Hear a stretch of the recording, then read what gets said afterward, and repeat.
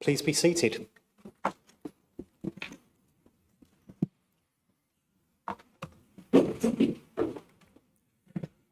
Right. Shall we let everyone turn their phones off or put them on silent, please? Right. Okay, right. Good afternoon, everyone, and welcome to this meeting of Full Council. I am Councillor Dr. David Willingham, Mayor of Cheltenham. This meeting is being live streamed to the Council's YouTube channel. Welcome to any members of the public who are watching. And the recording of this meeting will remain online for 4 years. To members of the public who are present in the public gallery, please be aware that CCTV and audio recording is now operation, and the footage and recording will be held by the council for 5 months. People should also note that a fire alarm test is not expected today, so if the fire alarm does sound, you should make your way to the nearest fire exit immediately, and those will be the green doors, the doors with the green signs where you came in, and another exit to my right. Right. Now, with the formal agenda, let me just bring it up here. So, agenda item number 1 is apologies for absence. And I have apologies from Councillor Barnes, Councillor Beale, Councillor Garcia Clamp, Councillor Healy, Councillor Holliday, Councillor Joy, Councillor Oliver and Councillor Orme. Are there any other apologies that we need to make a note of? I am not seeing any. Agenda item number 2 is declarations of interest. Do any members have any interest to declare? Councillor Took. Thank you. Item number 11, because I'm the chair of the Cabinet Housing Committee, I will abstain from the vote about allowance recommendations. Councillor Williams. I'm also vice chair of the same committee, so I will do the same. Thank you. Thank you. Any other members? Just for me to put on record that I am also the county councillor for St Mark's and St Peter's in respect of agenda item number 10, but I don't think that's a pecuniary interest. It's just declared for transparency. And I believe a number of councillors would want to declare that they're parish councillors in respect of the community governance review. If they were going to say anything. So that's probably already noted. Councillor Pinniger. So, yes, myself as well. For item 10, I am the Borough Councillor for St Mark's Ward, which is where the voting, but there's no pecuniary interest. Thank you. Any other councillors that need to declare any interests? Not seeing any. Okay. So we now move on to the minutes of the last meeting. So are there any amendments to, or any queries, any amendments, any issues with those minutes? I am not seeing any hands. So could I ask that we have a vote to show those who are in favour of approving?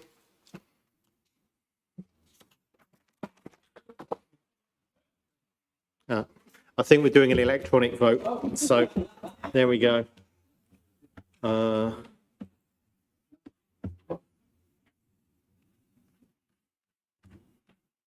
going to check. How are we doing? 26. Okay, so that is 26 in favour and 3 abstentions. So those minutes are approved. So we now move on to agenda item number 4, which is communications by the Mayor. So firstly, I'd like to express my condolences and on behalf of the council to the families of Adrian Dalby and Melvin Kravitz, who were killed in the Yom Kippur terrorist attack on the Heaton Park Hebrew Congregation Synagogue in Manchester. I understand how concerning this will be for the Jewish communities in Cheltenham, and I have a simple message. There is no place for anti-Semitism, not here, not anywhere. Another rather sad announcement. On the 2nd of October, a number of councillors and honorary aldermen attended the funeral of a former mayor and honorary alderman, Brian Chaplin. Since Brian and I didn't serve on the council at the same time, it's difficult for me to say more than my condolences to his family and his friends. However, if there are any members who would like to say anything, then please indicate. Councillor Horwood. Yes, thank you, Mr. Mayor. Well, I knew Brian both as a councillor, but also when I served as Member of Parliament, he was a councillor and indeed mayor. I think politically we agreed on practically nothing, but actually he was always, I found, a very, very funny and very genial character. And also, by the way, a world-class harmonica player. He was a really outstanding musician. And had quite a reputation, and people always do have these lives outside of the council. He also latterly was a really committed fundraiser for prostate cancer and made an enormous contribution on that front. And we teased each other relentlessly at all the events we attended. And he always had a go at me, but with a twinkle in his eye, and I miss him. So I'd like to add those remarks, really. Thank you, Mr. Mayor. Thank you. Any other members wish to say anything? Okay. So could I please ask those who are able to stand for a minute's silence, please?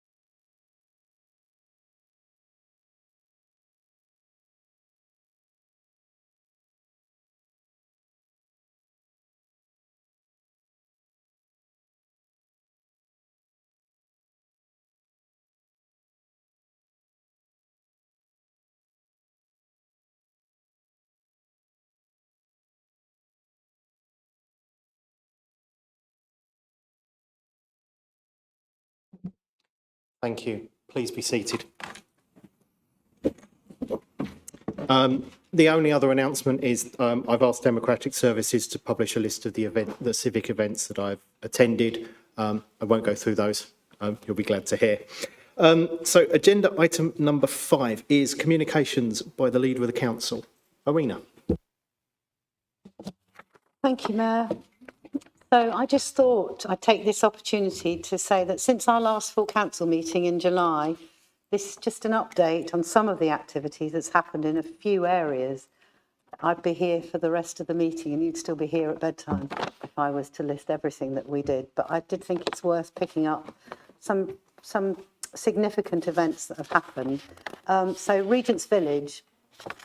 So as you all know, we've got a £180 affordable housing mandate that we wish to build and keep building. And I'm pleased to say that just last week, we completed on the first of 10 and took ownership of first of the 10 of 70 new affordable homes at the new Regent's Village site, which, you know, makes a significant difference. And to boot, virtually all of them already let, with 2 of them currently out to advert. Also, we took a significant step forward with the Golden Valley development. in that our development partner HBD have appointed a contractor for our £1 billion Golden Valley scheme, which, as we all have said and you've heard many times, is set to transform that area and also take us yet another step forward towards our being a very, very important part of the cyber security world, with the innovation hub. We've also spent since 22 to 28, we've also spent that time promoting recycling awareness and community engagement through the Rescue Me Recycle campaign. We've also just our preferred bidder for the Gloucestershire Airport. They've unveiled a social value charter outlining commitments to sustainability and to our community benefit. It's a very big business there and set to grow. So I really welcome the fact that they've committed to a social value charter. We've also excitingly announced the nominations for the 2025 No Child Left Behind Awards, which celebrates, as you all know, individuals and organisations making a difference for children and families here in Cheltenham. And there are some new categories in there, so it's really worthwhile having a look at and thinking about whether there's somebody or an organisation that any one of us know that we'd like to put forward and see come forward.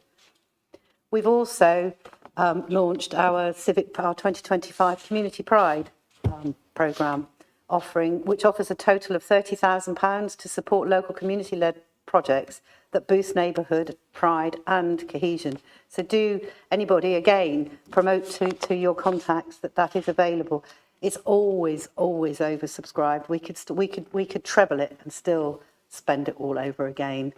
But it goes some small way to supporting some of our organisations that do such an amazing job.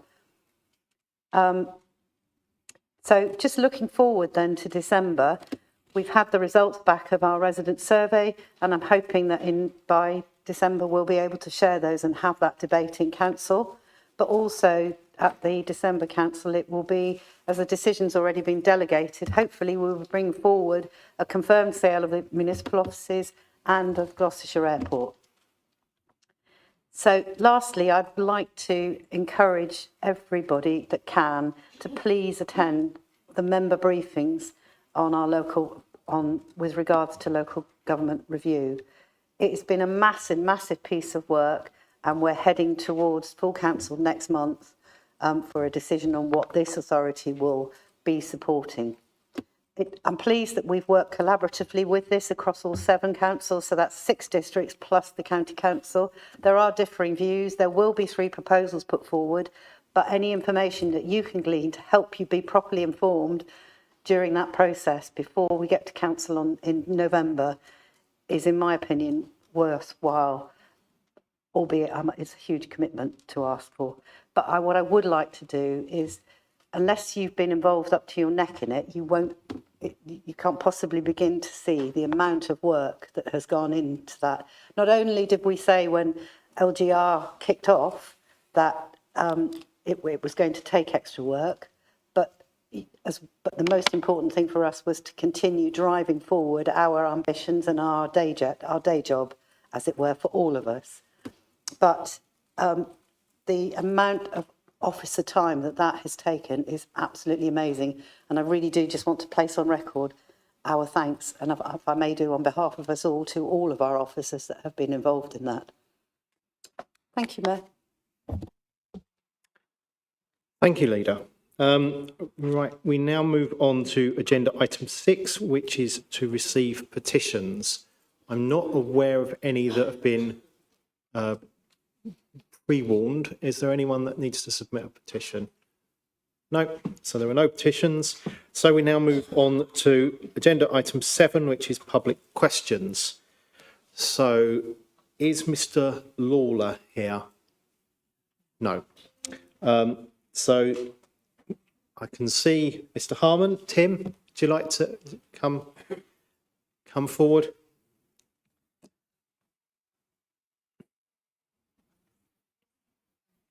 Oh, it's the front one.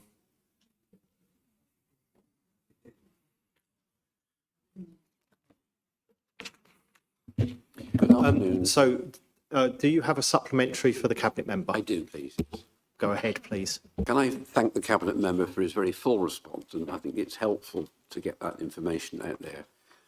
Would he agree with me, however, on a couple of points on this, that it is a bit of a worrying trend that so many well-established retail and leisure hospitality restaurants and cafes are closing? It's slightly worrying that it might be a trend.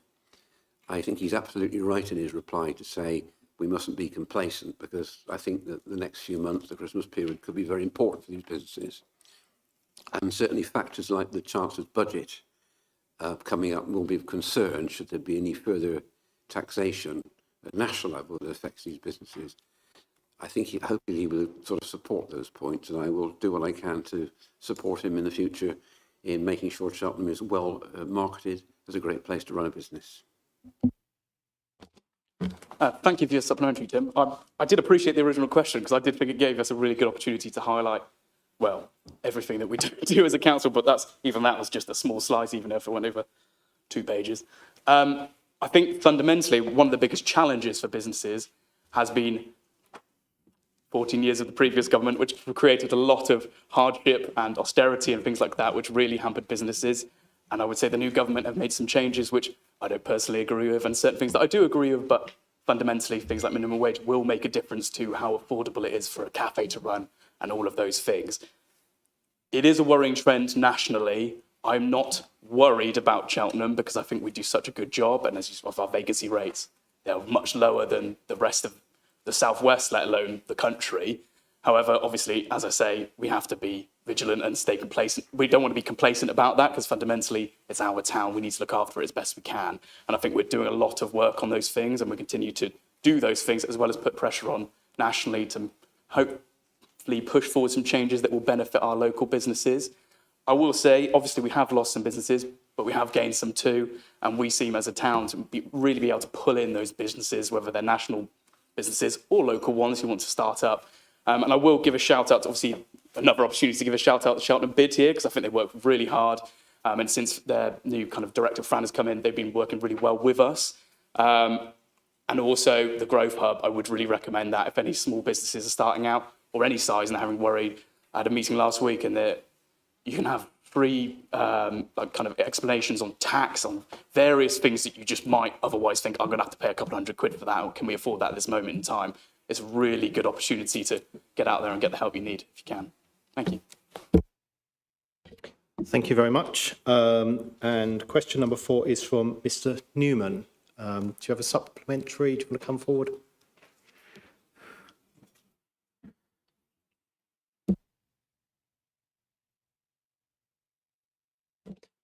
Yeah, press the button and you should get a red light, and then please address your supplementary to the Cabinet member. Okay. Hello, councillors, Mr. Mayor. Thank you for responding to my initial question regarding historic buildings. The Bell Inn has been where it is since 1809. Considering the previous planning proposal regarding the Bell Inn resulted in an asset of community value, which we're all very thankful for, considering it did result in an asset of community value placed upon the Bell, does the council agree with me that the petition and public support garnered last time also applies to this planning proposal, as the campaign Save the Bell sees this as an ongoing issue as opposed to a new issue? Thank you.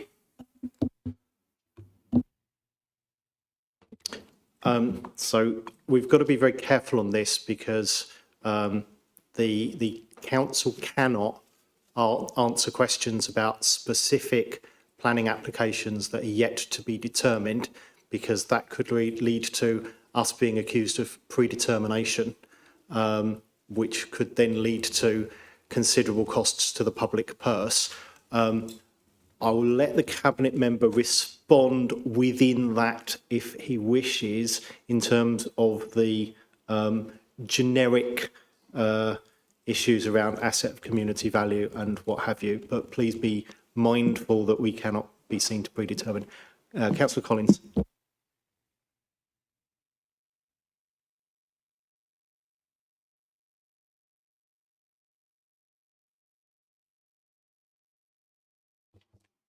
Can you hear me?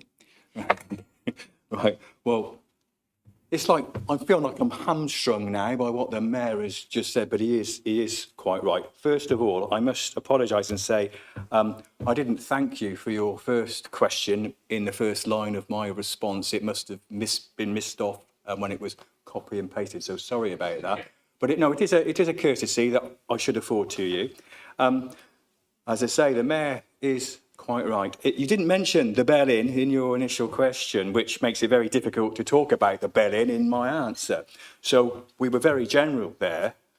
Obviously, historic buildings are afforded protection under listed building status, and the planning process would take that into consideration if there was any planning applications. But we can't talk about specific applications because that is a form of predetermination or bias. So we have to be very careful in that. So it's a valid question, I think, in respect that you want to make sure that all historic assets are protected. And I would like to reassure you by saying any historic asset would be protected under the listing building system, okay? But that particular plan application that you've spoken about there, we can't really make any comment on it, okay? Thank you. Thank you very much. Just as a general thing, it's certainly possible for any members of the public concerned about any planning application to make formal representations through the planning process, should they so wish. So you may wish to avail yourself of that. Moving on, question 5 is from Emma Nelson, and I can see, Emma, would you like to come forward and ask your supplementary, please? Thank you, Mr Mayor, and thank you to the Cabinet Member, Mr Jeffries, over there for your very full answer and full response to my question about the air source heat pump at Leckhampton Rovers Football Club on Burrows Field. I am pleased that, contrary to what I was led to believe by Leckhampton Rovers, there does indeed seem to be a warranty in place for the air source heat pump that doesn't seem to be working properly and is costing £6,000 to £7,000 a year to heat the smallish pavilion. How confident are you that the warranty claim that has now been put in place will be successful? And to what extent of the original cost 4 years ago will be forthcoming, and what was that original cost? Thank you. Councillor Jeffries. Thank you, Mr Mayor. Thank you, Emma, for your question. That's some specific details, so you'll bear with if I can get some answers to you outside the meeting. But I just want to put on record again, like I did in the original question, and thank that community for all the hard work they do. It's ironic, I was having a conversation with the chair. I think my colleague also got involved in that conversation about supporting this particular organisation with costs. So mindful of the costs you mentioned, I know we've had several conversations about supporting that community. There are very detailed questions there. I haven't got that to hand, so I will make sure you get that outside the meeting. That's okay. Thank you, Mr Mayor. Thank you. I don't believe that Wendy Flynn is here. So we move on to member questions, which is agenda item 8, and there are no member questions. So we now move on to agenda item number 9, which is the Community Governance Review Stage 1 results and recommendations. And at this point, I hand over to the Leader of the Council, Councillor Hay. Rowena.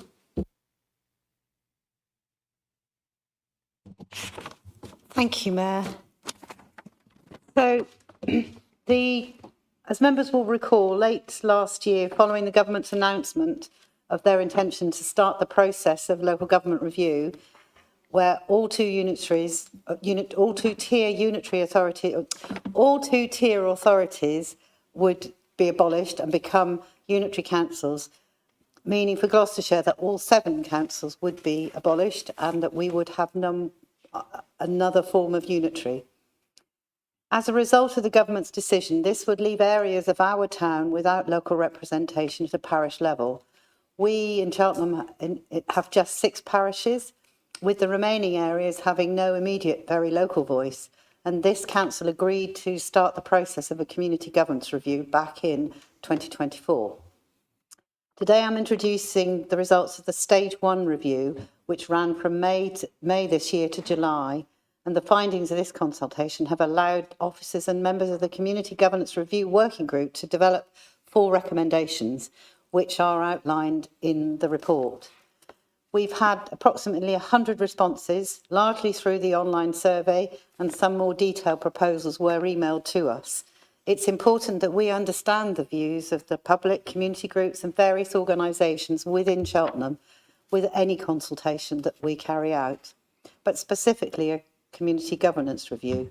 And we would like to thank, I'd like to place my thanks on record to everyone who provided a response and how we have taken that feedback on board about ensuring how we improve our offline communications for stage 2, which was some of the feedback that we had. The information that everybody provided to us was very helpful to understand to get us to the next steps for stage 2 of the consultation. There was no clear consensus nor specific proposal that could be presented as the finished article as part of stage 2. As you will see from the recommendations, they are essentially proposing that the review of certain parishes and their surrounding areas, and this is entirely based on the survey responses and the proposals provided in that feedback, in addition to asking the public their views on the development of any new parish or a town council. Following publication of this report, a few questions have been asked, and I would like to highlight a few corrections and points of clarification for this report. Firstly, a question was raised regarding how stage 2 of the consultation will be conducted with no additional financial implications. And the answer to that is that stage 2 of the consultation will be conducted in a similar fashion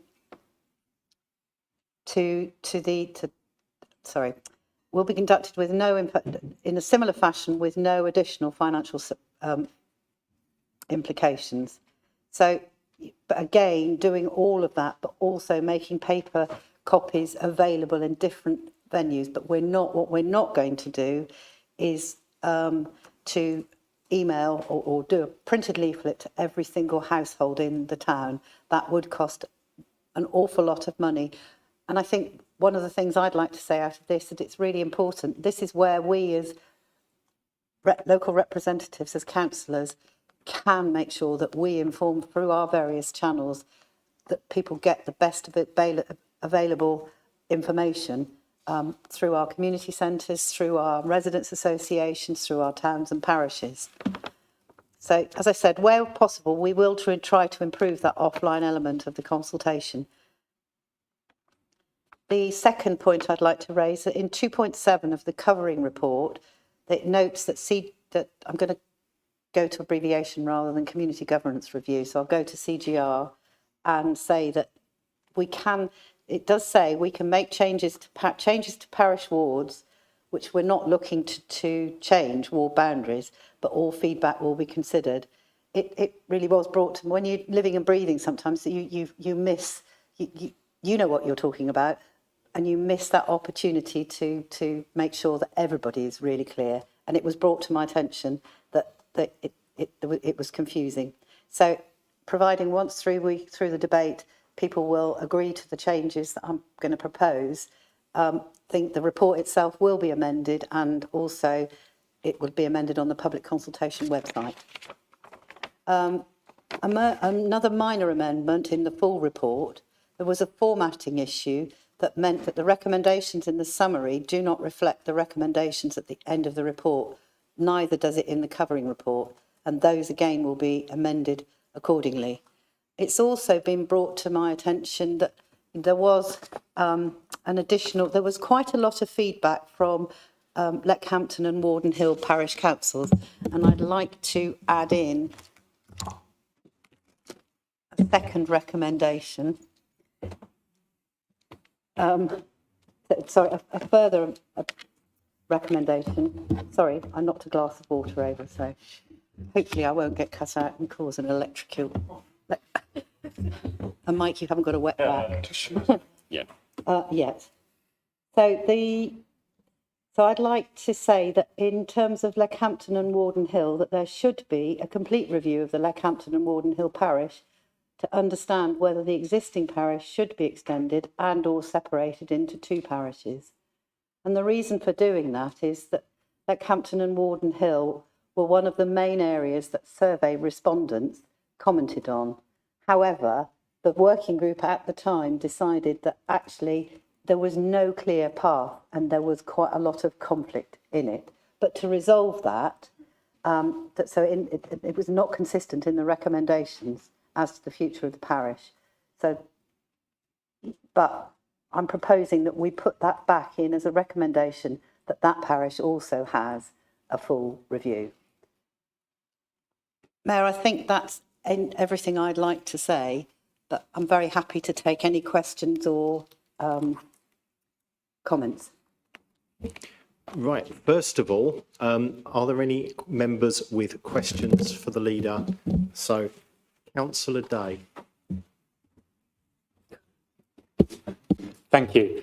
I noted your comments, Leader, about the cost implications of, the additional consultation stage 2 and the reasons why, it's not economic perhaps for leaflets or letters to be posted through every door. But I just wondered, given, I guess, relative to the size of the town, the low level of response to the first stage, is there a minimum number of responses that are required in stage 2 for the recommendations to be enacted, to be taken further, particularly for parish council boundaries to change? Because, somebody going from being unparished to parished does have a cost implication on their council tax bill. Thank you. So I believe we've got the leader first and then monitoring officer to comment. Yes. Thank you. Chris, I'll let you, Councillor Day, I'll let the monitoring officer pick up the number, but I don't believe there is a minimum number. In terms of the consultation, I think the first round of consultation is always the more tricky one, because you're going out effectively with a blank piece of paper that says, do you want to be a bigger parish? Do you want to be a smaller parish? Do you want to be a parish? Do you want a town council? Without any real meaning of what that means. And most people, and I don't suppose any one of us is any different, is that, nobody likes a blank sheet of paper. You would like some suggestion and thoughts as to what that is. And that's what, so that first piece of consultation, what I'm anticipating is that if we get this through as to council's agreement to go through to the second stage, we can be much more inclusive. The questions and answers haven't yet been drawn out, so we just know what the recommendations are. It will have to be flushed out more, but I think human nature is such is that if we get the consultation right and we do everything that we did last time, we do again this time, because we've not got a blank sheet of paper, very much hope and anticipate that we will have a better response than we had the first time round. I'll let the monitoring officer finish that. Thank you, Leader. Thank you, Councillor Day. So there is no minimum number, but of course it's a matter for full council when those recommendations come back to determine whether you are satisfied that it's a reasonable response and therefore enough to move forward with the reorganisation order. So it's a matter for council to determine ultimately. Thank you. Are there any more questions from members?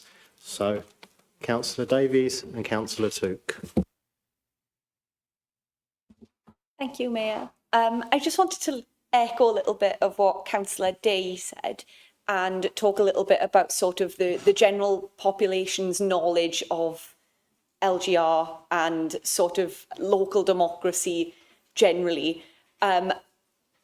Do you think there would be any benefit of sort of maybe a series of Facebook posts from the council or sort of short form videos around what parishes are, what town councils are and what they look like? Because reading through some of the responses, it doesn't sound like everyone who's responded understands what the differentiation is between them all. And I know that political engagement is something that we all struggle with, and we struggle to politically engage the people in our ward sometimes. But I just don't know if there's a way that we can sort of lay it out in layman's terms, because as you said, when we're living and breathing it, we know what it is, and it's sort of going back to that base level of, if you've come from an area where you don't know anything about local politics, how can we involve those people in this sort of level of engagement?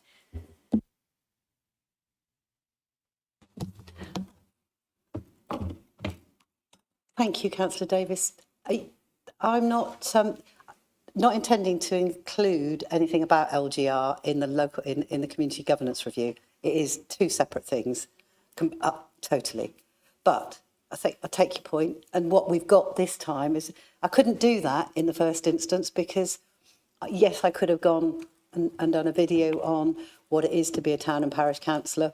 Those that are interested would already know, but it's the next step that actually could talk about, well, what this really would mean in your community if this was to happen to you. And I'm happy to take that away and have a conversation with our communications team. Thanks. Councillor Took. Thank you. My understanding is that since this engagement process started, the advice that has come from government has changed, actually, and been more explicit. And I think it was Minister McMahon specifically said that he did not want town councils to be set up which would take over the responsibility of borough councils. So just 2 points of clarity, really. One, can you clarify the difference between a parish council and a town council? I think we need to go back to that because I don't think from a statutory point of view, they're actually very different. And secondly, this comment that certainly I've heard via my meetings at GCC about the expectations for what town councils should do. Can you clarify if you've heard that too? Councillor Hay. I can clarify that I've heard nothing of the comments that you've heard about at GCC. There's been no dialogue between myself or my officers, as far as I'm aware, Councillor Took, on whatever it is was the discussion, but perhaps that's something we can pick up offline. And in terms of what the difference is that we currently have, as I said, 6 parishes. We've had no expression of interest to set up everything else that's left as a parish council. So to make sure that you've got that local representation is that, will that be a town council? This whole governance review is not about, at the demise of, and this is where it is linked, if you like, is what we're not trying to do is set up and I think McMahon said they would not tolerate creating further town councils and parish councils that basically replicated the current district level. And that is not the intention of this review at all. I can confirm that. Yeah, I might have missed something, so I'll ask our monitoring officer. No, I don't really have anything much more to add to what you said, apart from just to give you this very, very minute detail of the difference between a town council and a parish council. It's very minor detail, but essentially the only real difference legally is that a town council can appoint a mayor, should it wish so, and a parish council cannot. Parish council only ever has a chair. So that's the very subtle difference. But in terms of powers and responsibilities and that kind of thing, they are effectively the same type of body.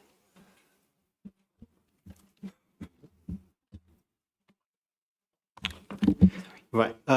Are there any further questions for the leader before we move into the debate section? Not seeing any further questions, so now we move to debate. You have up to 3 minutes. So the first speaker I've got is Councillor Horwood, but if there's anyone else, Councillor Atherstone, Councillor Talford.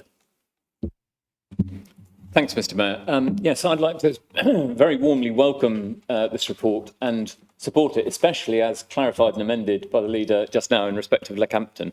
And just in response to Councillor Took's point, luckily we live in a democracy in which what particular Labour ministers think doesn't necessarily change the law until they actually get around to changing it. And so I'm pleased we're in a situation where we still have powers over community governance in this council. And I think it's great that this council, in contrast to other parts of the country, is paying proper attention to this tier of local government. I think it's the most immediate and accountable and often the most cost-effective layer of local government at times. And I'm a big supporter of parish and town councils in principle. I particularly welcome the leader's comments about Leckhampton because the detailed analysis does show that both the parish council and the local borough and parish councillors and the overwhelming majority of the public respondents, of whom there were more from Leckhampton than from any other part of town, all supported reviewing the boundaries in order to include the Pilly and Bourneside areas in Leckhampton with Warden Hill parish. I think the perceived perception was that the perceived contradiction was that an earlier part of the report asked the question, are you happy with the existing boundaries? Do they represent your community? I think they said. And of course, I think people could quite happily say yes to that in that they felt part of Leckhampton and Warden Hill, but then go on to suggest the addition of new areas as well, especially for those people who are outside those boundaries at the moment. So I think the perceived contradiction isn't actually there. And I hope that that further review that the team is going to do will clarify that. Pilly was very small community that grew up around the 19th century brickworks, very close to Leckhampton and effectively merged with Leckhampton during the 20th century. And those people have always felt close to Leckhampton, and the people in that area on that side of the Old Bath Road still feel as though they're part of Leckhampton and are somewhat bemused not to be part of the parish.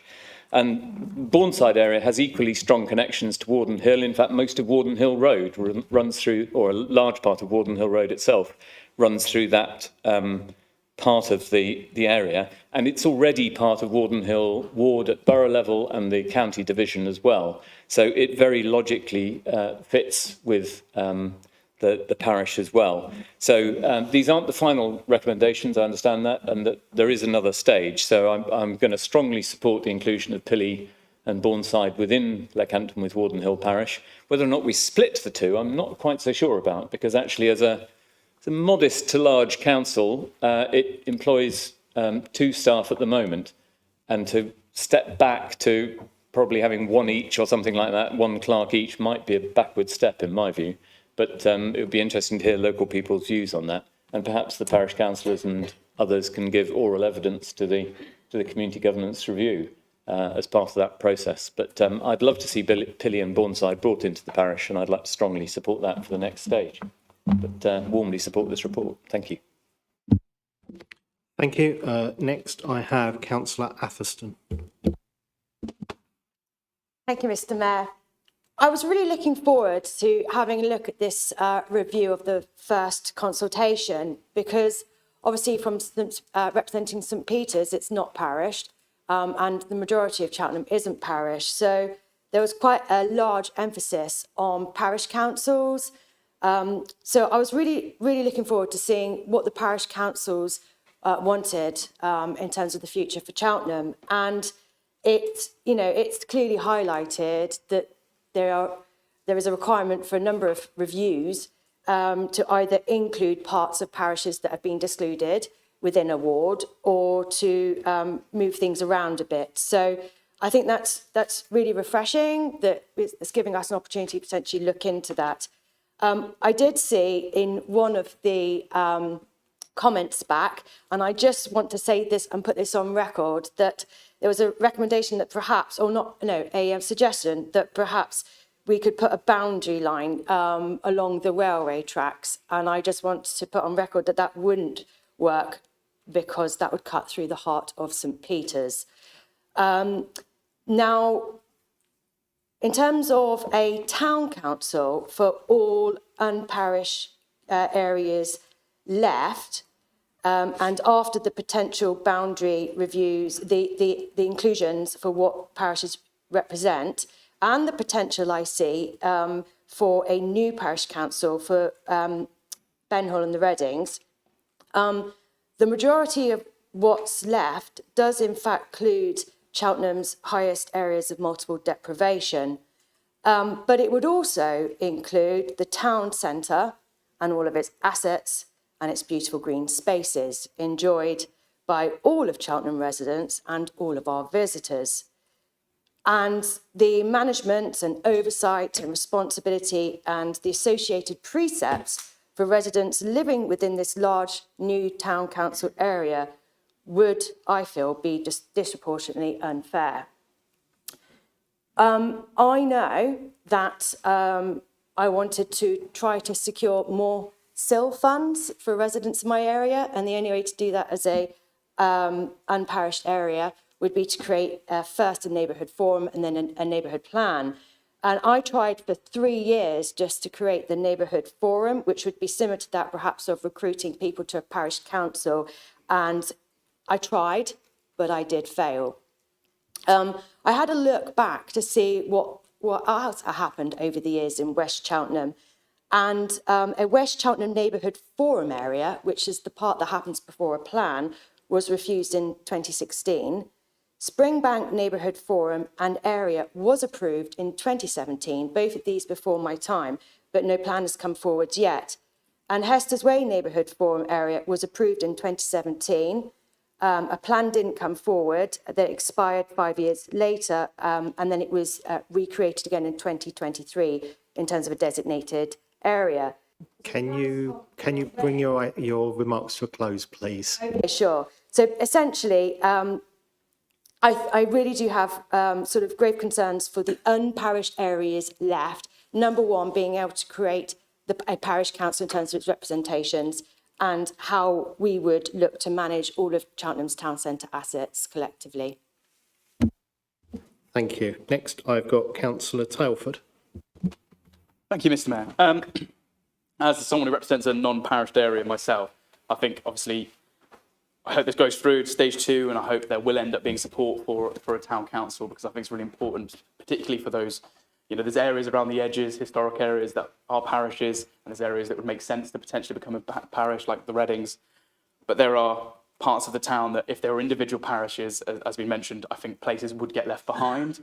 And in terms of the town centre ones, I think All Six is one of the better off parishes, but it doesn't mean there isn't deprivation there. And I think working together and working with each other, there's shared issues across all of those current ward boundaries, as it were. I think, obviously, it was mentioned earlier, how would people know about this? And I think when we go to stage 2, I think it's really important that we are local representatives. We get out there and knock on people's doors and tell them what's going on. They're not going to understand what a town council does versus a borough council. It's all, unless you go and chat to them in person and you say, by the way, this is what this would do. And once we have the information on what it might potentially do, I think that goes a long way to explaining it. Otherwise, we're just saying, well, it's a different level of this, which is just a bit rubbish to most people in their day-to-day lives. But I think it is really important to have this town council and have parishes representing all of Cheltenham, because if we particularly if we have one unitary, the local representation will be gone for a lot of people. They will have divisional ward councillors, but less of them than they currently have, and they won't have people out there noticing those things, doing those litter picks and all those kind of little local things that I think are really important. And if you look at other places within the potential unitary, things like Tewkesbury, things like Cirencester, all of those places have town councils for their boundaries, which currently sit obviously within districts and things like that. I think it's important that we have some similar representation for our residents, especially trying to make sure they're not left behind when any big decisions are made at a much higher level than they might feel comfortable interacting with. Being able to have this parish councillors to represent them as they currently do. We get parish councillors a lot asking questions and things, don't we? And I think the only caveat I'd say is when we're going forward, and it's going to be hard to do this because obviously we won't know those, but it would be good to take into account any potential unitary divisional ward boundaries when looking at the boundaries of parishes and town councils, because I think one of the worst things that could happen is you have someone who lives in, which happens at the moment, someone lives in one ward, but also their parish has a different name and no one really knows, you're in Presby, but you might be in Oakley, and all these different things are happening. You're like, I'm not really sure where I actually reside or who my representation is. I think it's important to try and align those as much as we realistically can to make it less confusing for people. Thank you. Thank you very much. I'll remind everyone it's 3 minutes. You were the right side of that, so I was just getting ready to give you a 15-second warning. So next one, Councillor Allen. Thank you, Mayor. Firstly, I'd like to say thank you to Councillors Atherton and Tailford for expressing views that I would have put forward in my speech as well. I think there are some areas which are suffering from multiple deprivation, which seriously need to be considered as part of this review. And I'm glad, and I would like to put on record my appreciation to Cheltenham Borough Council for considering Wyman's Brook, Prestbury and Swindon Village as part of its review for the second stage of consultation.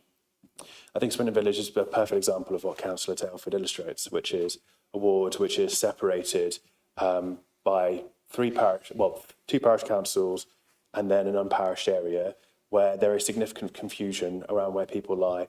As you go down Windy Ridge Road, you literally have a sign that says "Welcome to Prestbury," and the number of people who say this is actually Swindon Village, the clarification needs to go and saying it's a parish council sign. I think ultimately for that part of the ward to create more representational and communal cohesion, it makes much more sense for there to be a singular parish council which covers the whole ward. And I put forward in my recommendation 4.10.2 of the report. But also importantly as well, there are areas of the ward which are going to suffer from a lack of local representation as we move into unitary and suffer from a lack of funding. Some of the areas of the ward are some of the most deprived parts of Cheltenham, areas that are in need of significant funding and communal improvement, areas that already feel like they're being left behind. And I do think as a council, we really should be doing all we can to make sure that these areas are represented, but more than just represented, also given proper funding through the parish council, through the measures that it has, and by extending Swindon Parish Council, and I will put on record here my formal support for extending it to the full extent of the ward. By doing so, we will have the funding allocated for these areas. So ultimately, I do welcome this report and I look forward to seeing what the second stage of consultation brings. Thank you. Thank you very much. Councillor Jeffreys. I'll try and be brief, Mr Mayor. Thank you very much. I'm going to agree with everything my colleagues have said, completely everything. And why wouldn't I? I'm a Liberal after all. It does seem that we have a dilution of democracy. So thank you, Labour government. I thought you'd come along after 14 years of Conservative government and give us something to look forward to. But all they seem to be doing is devaluing our communities. But that's the politics I'll leave right there. I concur with my colleagues, actually, when it comes to confusion. You may remember the boundary review we had for the parliamentary constituency, where Springbank is no longer in that Cheltenham parliamentary constituency. Right up until and including, and even now, I'm having conversations with my residents around, well, who's my MP? And I think it's the demographic and the challenging nature of some of our communities, like you say. You've heard deprivation mentioned. We've also got people that are time poor. They might not be poor, but they're time poor, and they're caring for their family members. There's a whole range of needs in our communities. And one thing I'm really frightened of when it comes to these reviews is there will be less representation for our residents. You know, so I welcome the proposal coming forward, and I look forward to having some form of town council, something to fill these gaps for representation. Because lo and behold, under this Labour government, it does seem that democracy is being torn apart. Without our say so, really, it's going to happen. So I agree with all of my colleagues' comments here, and I look forward to proposals coming again before council. Thank you, Mr Mayor. Thank you very much. So next I've got Councillor Clucas, Councillor Collins, Councillor Day, and then Councillor Steinhardt. Thank you, Mr Mayor. This is a really interesting discussion. And it's an interesting discussion, colleagues, because of one word. One. And that one word is on the screen. And no, it's not review, and it's not governance, it's community. And all of us represent our communities. And I think about and I look at the communities that Frank, Councillor Allen and I represent, and I know Councillor Williams is actually very much involved with Swindon Village too. And what we have is a parish council there which engages with people, which brings people into its meetings, which talks to them, which does things for the village, which wants to see things happen. And over a period of years, I know Frank, and I know you, Suzanne, have worked very closely with that parish council, and we've seen it blossom and grow. And I look at what happened recently, because up to 2 years ago, we understood that Windy Ridge Road, Wyman's Brook, was part of Swindon Village. And then suddenly, notices went up to say Prestbury, and it caused chaos in that area. People were really angry that suddenly they'd been shifted. Nobody had asked, and they'd been shifted. And this kind of issue has to be resolved, because people there have said to me, I'm sure they've said to Frank, to Suzanne, no, we're part of Swindon Village. That's where we want to be.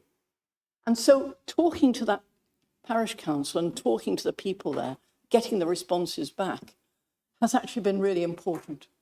And it's important because that community is important. It's part of our larger community. and their voice should be heard. And I'd make just one other point in relation to this. When we were working on the joint core strategy, one of the major areas that we were looking at was the saving of the green space in Swindon Village. And that was really important, not just to Swindon Village, but to the people in Uckington. And so Swindon Village representatives, Uckington representatives and people came together to work together on that. And I think the idea that Uckington might also form part of Swindon Village Parish Council is very good. And the final point I'd make, sorry, I did say it was a final, but this is another final, is this, that we can't ignore what's going to happen in Elms Park. That is going to be absolutely enormous. The number of new properties being built there on the Cheltenham side, 2,000 and a bit. And they need to have representation, and that parish council can and would and is already fighting for those people to have that representation. So I actually welcome what's in this report, Mr. Mayor, and I think if we can push forward with it, then what we will do is what that is asking us to do, which is to put community as the first thing that we look for, the first word in any decision we make, and the first people that we want to see actively engaged in this. Thank you for your attention.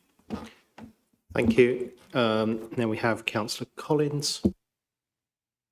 Thank you, Mayor. I wasn't going to speak in this part of the meeting, but because of what colleagues have said, I felt compelled to do so. I don't think I'll take 3 minutes, but let's see. Okay. I know that my colleague, Councillor Steinhardt, is also going to speak. We haven't colluded, so it'll be a surprise to him as much as to you, is what I'm going to say now. Okay. But I think the one thing we've demonstrated collectively so far is how complicated this actually is. And there's been some really interesting comments from over the other side of the chamber about engagement and whether people understand what's actually going on. Also about the area that I represent. I'm really concerned because I represent Ben Hall, the Readings, and Fiddler's Green. Those poor guys in Fiddler's Green only came part of our ward last year, so they've already had a change. They've been moved from one place to another. Councillor Steinhardt and I, we've attended meetings locally. We've got a very, very active residents' association in Ben Hall and an embryonic one in the Readings, but nothing at all in Fiddler's Green part of the ward. And when we've attended these meetings to talk about this, Ben Hall said, well, we could have our own parish.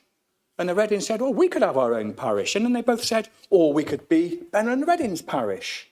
And then the Readings said, well, actually, we could be part of Up Haverley as well. And that would make sense of the cricket club's name then as well, by having Haverley and Readings, yeah?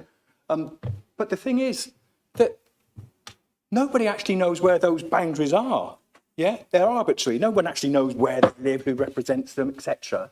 So we have to definitely go to stage 2 because that would hopefully make things a lot clearer for people. And I'm very concerned when I look through this report. I think Councillor Horwood mentioned how many people from Leckhampton had responded. Well, looking at the report, there were 5 responses from the Readings, 3 responses from Ben Hall, and none at all from Fiddler's Green. So we have to do a little bit more to reach out to those people to make sure they do know what's going on and they do know that it could potentially change the way they are looked after. So it is very important that we move to stage 2. Who knows what's going to happen? But I would hope that more people do make a representation and do make a response to whatever we decide to do, whether it's in our focus leaflets, whether it's the Borough Council, whether it's attending the meetings that local areas have. But we need more people than 5 and 3 in our ward to make a difference, I think, because it is a big change and we have to get it right, yeah? We only get one chance in a generation, let's say. I hope I haven't stolen your thunder, Councillor Steinhardt.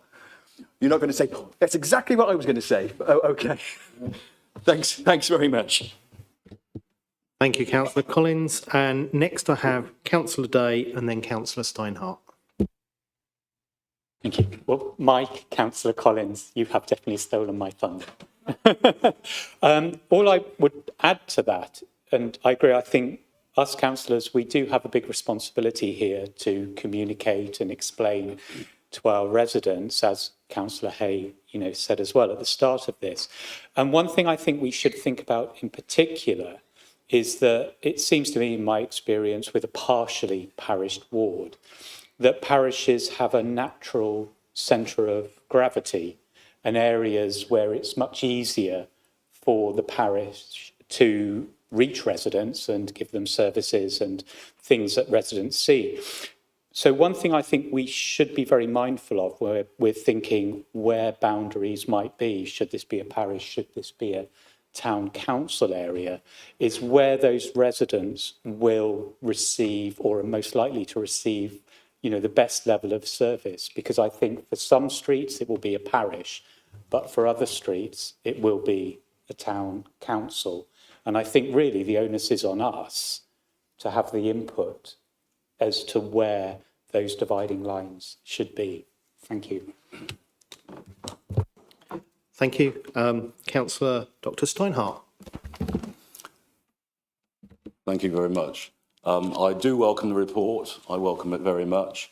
I particularly welcomed it because I noted Ben Hall and the Readings in it as a possible parish. I've been advocating looking at the possibility of having a parish in Ben Hall and the Readings for some time. And although I agree with a lot of what my colleague Mike Collins has said, I do think that we should push forward, and I agree very much with my colleague, Councillor Day, who says we need to get back to our residents, our communities, and actually explain and tell them what it all involves, how it can go forward, and look at all the positives that might be coming from a parished area, which I hope that we will become at some point. However, I do recognise there are a lot of complications to it.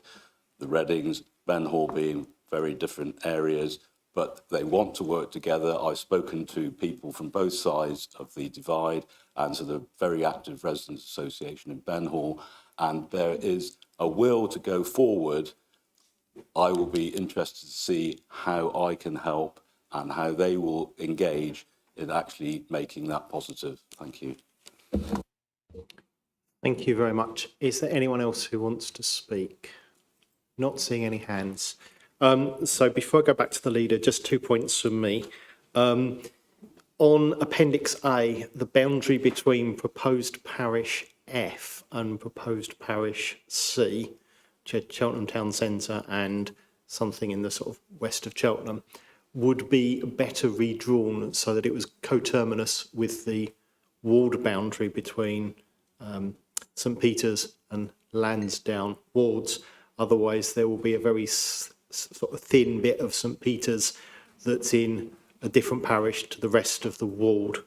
The other thing that we might want to aspire to and encourage the parishes to do is to achieve quality parish status, the QPS, because I think that is something to be commended. I'm not sure if it gives them extra powers or responsibilities, but it just sets a good standard that those parish councils are well run and thus public money is being well spent. With that, I will hand back to Councillor Hay for concluding remarks. Thank you, Mayor. It's always quite nice, isn't it, when you bring a report that's actually all about community, and because that's what all of us are here to do. Most of our day job is not just looking at, you know, for some of us it's having to look at strategies and thinking to the future, but for most of us, and our day job as councillors, that's what we do, is take care and want to be part of our communities. So I enjoyed that quite a lot. So I'm not going to make an awful lot of comments, but I would just point out that, you know, wherever we go, whatever we do next in terms of creating town or parishes, you know, some people might say we're lucky in Cheltenham not to have be all parished, but others across, we are the only two. Gloucester has 1, we have 5, and the rest of Gloucestershire is fully parished. And actually, Cirencester, as an example, also has a town council. So, you know, that's the level of representation. So whatever we do, and you know, we need to make sure that once we move into the next phase of whatever local government becomes, that all of our areas and all of our communities have some level of local accountability, local representation. It's the whole, and I heard quite a lot said about fairness and deprivation. And one of the first things that sprung to my mind when the government said what they said about reorganising local government was, well, what happens to all of those areas? I, like quite a number of you, represent an area that is not parished, but is also in the very top quarter of the deprivation within our town of Cheltenham. And rather like Councillor Atherstone, we looked at creating a neighbourhood forum. And at the time, with the number of people that you needed, the majority of people in the ward I represent, it's not that they don't care, because they care passionately about the area that they live in, but they're not massively high earners. It's not full of retired people who've got time to give to do these things. So it's going to boil down to 3 or 4 of us, me being one of them. And there simply wasn't the capacity, you have to acknowledge, to do that. So it didn't happen. But that was one of the very big reasons for kicking off this review in the first place, because Councillor Collins talked about the fact that, it's once in 10 years. Well, actually, we only did a governance review some 3 years ago, so it's unusual for us to be doing it again, but it is the very reason of what's come down the line to us that we are revisiting that. I think one of the other comments that was made was about actually parish councillors having some form of remuneration. And when I was earlier this year, I went to the Gloucestershire Association of Town and Parish Councils AGM out in one of the villages. Managed to get myself lost on the way because I didn't put the sat-nav on, but I found it tucked away, and it was really, really well attended meeting. And the number of parish councillors that were there that are really committed to what they do, that said that actually some form of remuneration would really make a difference. I didn't raise it. It was completely raised by those local parish councillors. I'm not talking about being paid anything more than a sort of, along the lines of a recognition, an allowance, if you like, of 2,000 to 4,000 would make a big difference. And I think, from a democratic point of view, I absolutely support that, because people give up hours. If you do a parish council job efficiently, you deserve some form of thanks for that. Councillor Day mentioned the centre of gravity for any ward. He's got a really good point there. I'm not, that's another whole ball game.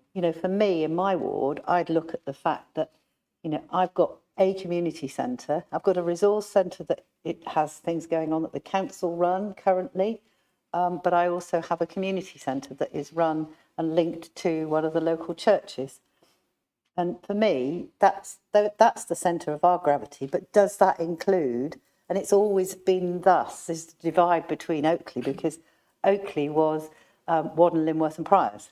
And those people who've lived there all their lives still call it Wadden. But it's collectively Oakley, but you've got a major road as a barrier. So it's where you start to look at those centres of gravity.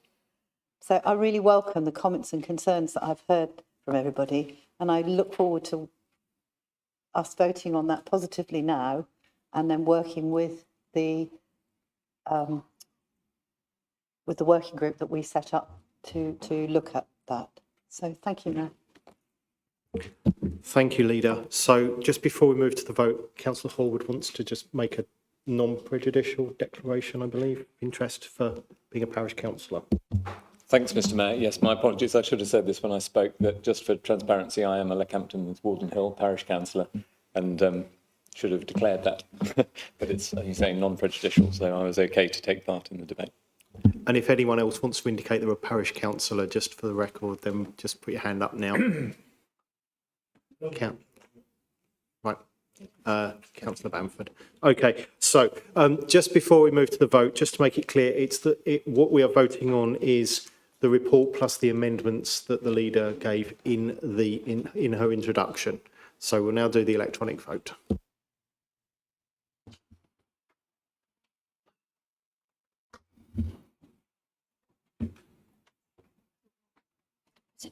Yes. Okay, that's worked this time. Has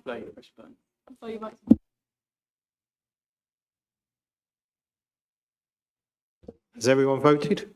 So it's 31 in favour and no abstentions, none against, so carried unanimously. Okay, agenda item number 10, which is the interim review of polling districts, polling places and polling stations for St Mark's Ward, which is a report of the returning officer. So if I can ask Paul Jones, please introduce the report.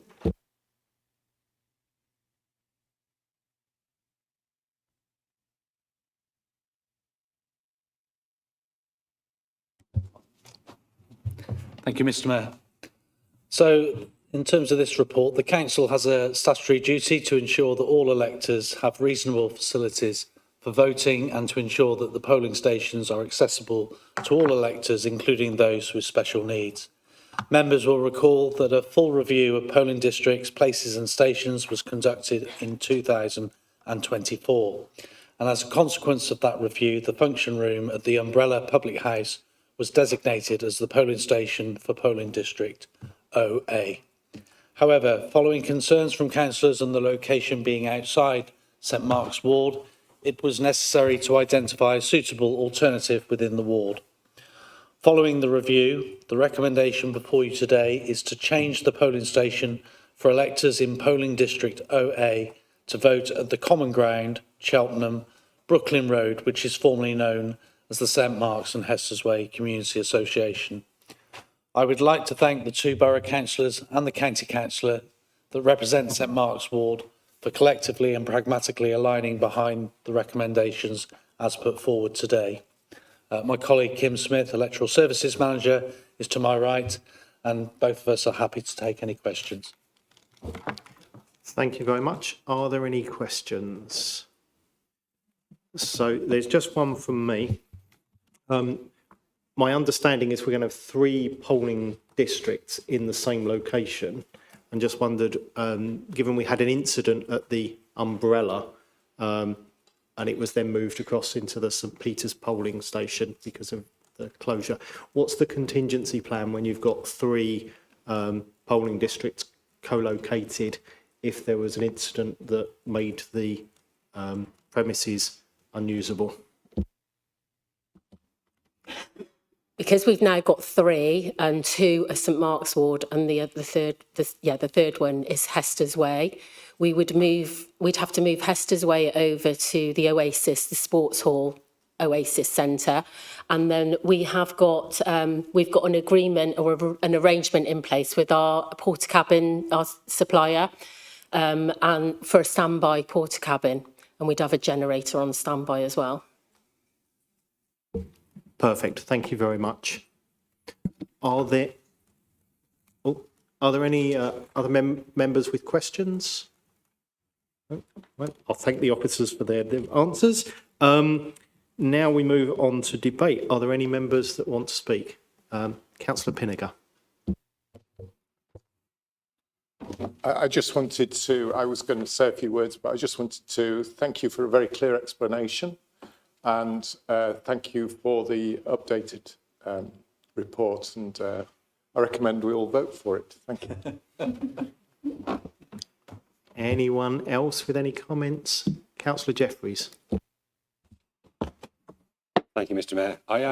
Colleagues will be able to read my name at the top of this paper as the accountable member, but I asked Paul to introduce the report clearly as our monitoring officer, because the last thing we want to see is a politician talking about elections. It does seem to give the wrong perception to people. On that note, though, I would like to say something, and that's put on the record my thanks to Paul, Kim, and all the elections teams who not only work hard at election time for us, but they're continually working hard all year round on all kinds of democratic things. So I should like to put on record my thanks on behalf of colleagues to you all. Thank you very much, Mr. Mayor. Thank you very much. Are there any further comments? No. Right. I too will add my thanks, because I know from behind the scenes, seeing behind the scenes how much work you have to do. So thank you both. Is there anything else you want to add before we move to the vote? No. Right. With that, we will move to the vote, which is the recommendations as in the paperwork.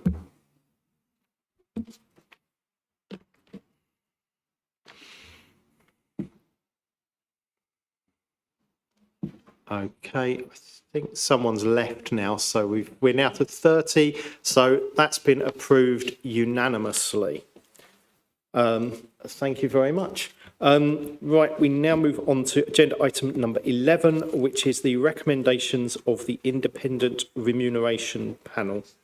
And for that, I need to ask the monitoring officer to introduce the report. Claire. Thank you, Mayor. Yeah, so this is the report from the Independent Remuneration Panel. Unfortunately, the chair, Graham Russell, can't be with us today, and actually Graham has taken the decision to stand down from the IRP. So I just want to place on record my thanks, and I'm sure members would too, to Graham for all the hard work that he's done over the last couple of reviews. We do really appreciate the time and effort that he has put in. So members might recall that when the IRP last met, they set an allowance for the chair of the new Cabinet Housing Committee and the vice chair, and agreed that they would review that in a year's time once the committee had been operational for a year. So the panel met again on the 22nd of September this year, and they did that review. And they've come up with some recommendations around changes to the SRA, the Special Responsibility Allowance, that should be paid to the chair and vice chair of the Cabinet Housing Committee. So the recommendation is that the chair's allowance be increased to £5,363 per year and backdated to the 1st of October this year, and the vice chair up to 1,823, and again backdated to the 1st of October. That would bring those allowances in line with the payments made to chairs of the regulatory committees, so namely planning and licensing. So that feels about right to the panel. The panel have also asked that members just note the allowances that are being paid to co-optees and independent persons. So that's those people that are co-opted to assist us from outside of the council on things like audit, ONS, and also, again, onto the Cabinet Housing Committee. So those are the recommendations, Mayor. I'm happy to take any questions from members. Otherwise, it's over to you. Thank you very much. Are there any questions to the monitoring officer? Not seeing any. Does anyone want to speak on the item? Councillor Atherstone and then Councillor Hay. Thank you, Mr. Mayor. Just to say that I thoroughly support the recommendations in this report. I know from my time as Cabinet Member for Housing in the previous days of CBH board meetings, just how much paperwork and technical information is shared. So I can definitely agree with the fact that it is definitely very similar to that of planning or licensing. And I'm really, really pleased to see that the independent members from representing our council housing and also our leaseholders also get enumerated fairly. So that's great. Thank you very much. Councillor Hay. Thank you, Mayor.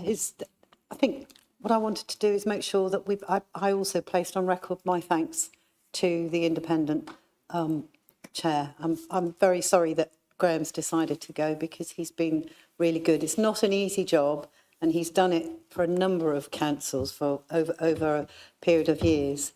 And all of those people that sit on there, on the IRPs, are independent people, which is great. But his vast experience and knowledge of and understanding of how councillors work was really important and was very consistent in his thinking. So he will be missed, and I very much like to place on record my thanks to him, if that can be relayed. Thank you. I think that should come from all of us, but yes, it's probably a very thankless task as well as quite a challenging one when you're setting other people's allowances. So, are there any other members who wish to speak? Not seeing any. Do you have any final comments? No? Okay, so we now move to the vote.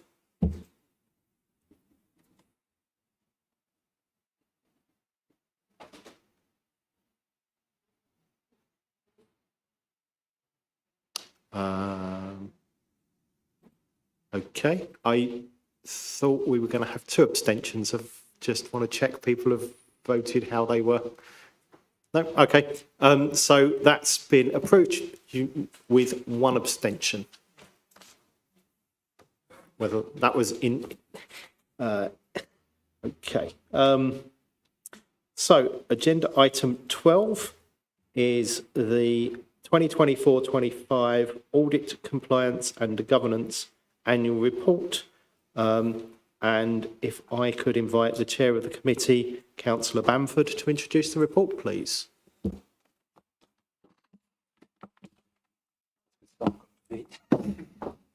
Thank you, Mayor. So when it was first suggested that the Audit Committee produced an annual report, I have to say I was a little bit sceptical about... Problem? No? No? Can't hear? I'll stand up. I'll stand over here.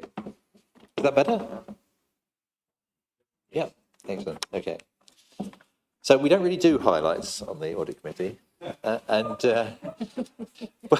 you wouldn't want us to, would you, really? And just churning out a document that looked rather like our terms of reference seemed a bit pointless. I'm delighted to say that I think I got that completely wrong. I think it's actually proved to be a very valuable piece of reflection, certainly for me and I hope for others involved in the committee. And hopefully it will give a greater insight to those not directly involved about the role we play as part of the CBC team. But perhaps more importantly, it stands as a record of the excellent work done by our finance team and their audit colleagues, by our staff managing corporate governance, risk management and counter-fraud, and most recently, by those working in the frighteningly complex area of cybersecurity. I'd like to take the opportunity to thank them all for their work during 2024-25 and for their input into the production of this report, which has been a real team effort. I'd particularly like to thank Judith from DSU, hope she's not blushing too much over there, who's pulled together all the contributions and organised the publication of the final document that's before you. Finally, my thanks to the colleagues on the committee for bringing the challenging questions to our meeting, which is after all what an audit committee should be all about. Not patting ourselves on the back saying how well everything's working, but ensuring that what comes before us is examined as rigorously as it can be. And with Councillors Willingham, Day and Took on the committee, what could possibly go wrong in that regard? This annual report is before you simply for noting, and I hope that you all got something out of looking through it as part of the council papers. I'd just like to draw your attention to one unusual item, that being that in 24-5 we signed off both the 22-23 accounts and the 23-24 accounts for you during that year. I hasten to add that this was not due to any tardiness by our finance team, who actually produced all the information required in a perfectly timely fashion. This is down to a massive backlog in the external audit of local authority accounts, which is a national issue. I think we're some way on the way to catching up with that, but it's still going to be a couple of years before we're completely caught up. I'm talking about the national external audit process. So no vote required, but if anyone has any points of clarification, I'll try to respond, or more likely ask Paul or Claire to respond. And just to note that I set you all a challenge before the meeting of finding the one error. I don't know if anybody's spotted it yet, but just for completeness, so Judith can correct the thing for final publication. On page 7, this is the Londoner in me talking. The council has continued to produce accurate and timely finance. Should be the council has, obviously, continued to produce. Thank you. Thank you very much. Are there any questions on the report? Not seeing any. Does anyone want to make any comments on the report? Councillor Day. Well, for once I don't have a question, unlike on the audit committee. But I would just like to echo everything Councillor Bamford said, but also to thank Councillor Bamford for his very skilled chairing of the committee over the last year and more. We have to deal with a lot of very dense, very technical material, and I think the way he keeps us focused and moving through the agenda, and finding the errors is a really fantastic job. So I just want to put that on record. Thank you. Thank you very much. As another member of the committee, I think the things I like looking at, which we get on audit, compliance and governance, is the counter fraud reports, especially when you find that someone has been prevented from purchasing, right to buy fraud, because the amount of loss avoidance that delivers is quite significant. And the counter fraud team do a huge amount, which we get oversight of, in stopping public money being siphoned off into places it shouldn't be going. The other thing that, of course, is very important is the cybersecurity posture. And although the public never see those briefings, because we're not going to give the people that are trying to hack the council that sort of information, that too is really, really important because of the amount of services that are delivered online, digitally. So again, really, really important work, but quite a dry topic. So just to thank our chair and also the officers for all of their hard work. Is there anyone else that wants to make any comment? Not seeing any hands. So Councillor Bamford, do you want to respond to anything, or shall we just note this? I think it's just for noting. I don't think we need a vote, but I will check with colleagues whether that's good. No vote needed. Right. So with that, we move on to agenda item 13, which is the 24-25 Overview and Scrutiny Annual Report, which will be presented by the Vice Chair, Councillor Chelin. So, Jackie. Thank you, Mayor. So I'm presenting this annual report as Vice Chair, as the Mayor has said, in the absence of Councillor Joy, who's not been able to chair for some of the meetings over the past year. But I'm really grateful to her colleague, Councillor Foster, who has stepped in to cover at several meetings. I'm going to start off with the slight mistake in the report, entirely, well, my fault. I don't know how many times I read it, and I didn't notice that Councillor Barrell was mentioned as a member, and she's actually not a member. So apologies for that, so we can get that changed. The Overview and Scrutiny Committee has had another busy year with an ambitious agenda set by its members, and we've appreciated the guidance of the new Governance, Risk and Assurance Manager, Victoria Bishop.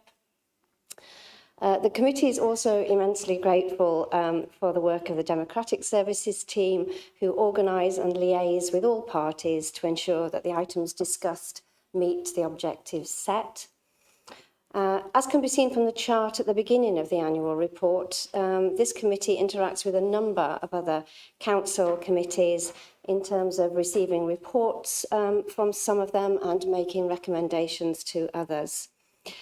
In the main body of the report, you'll see that the committee has a wide-ranging remit and is flexible to be able to address its scrutiny to areas of current interest and concern. The committee members meet twice per year to set and prioritise agenda items, sometimes seeking to stray into areas beyond the remit of the group, which I think is a great testament to their enthusiasm to address issues in open and frank dialogue. But however, we do stick to our focus and appreciate the discussion, the dialogue that we have with members who report back from other scrutiny groups and who are here in this chamber as well. Thank you. So thanks go to all the officers who brought their expertise and given their time to preparing and presenting papers to the committee and in answering fully the committee's members' challenging questions.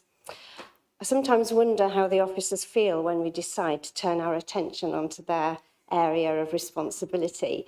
And we certainly don't underestimate the time and attention they give to this process, along with the cabinet members who work closely with them. So before I ask you to accept this annual report on behalf of the committee, I'd just like to nod in the direction of what's next. And it was alluded to in the previous item that we do have now 2 external members working on this committee to offer further scrutiny of the items discussed. And we're pleased to have welcomed them, and they've been in place now for 2 of our meetings, and we look forward to working with them more in the future. Thank you. Any questions, do let me know, or I can find out the answers if I don't know. Thank you very much. Are there any questions from members? I'm not seeing any. Does anybody want to comment on the report? Councillor Davies and then Councillor Atherstone. Thank you, Mayor. I just wanted to say a big thank you to Councillor Chelin. When I was first elected last May, myself, Councillor Foster and Councillor Joyce sat down to talk about which committees and working groups we wanted to be involved in.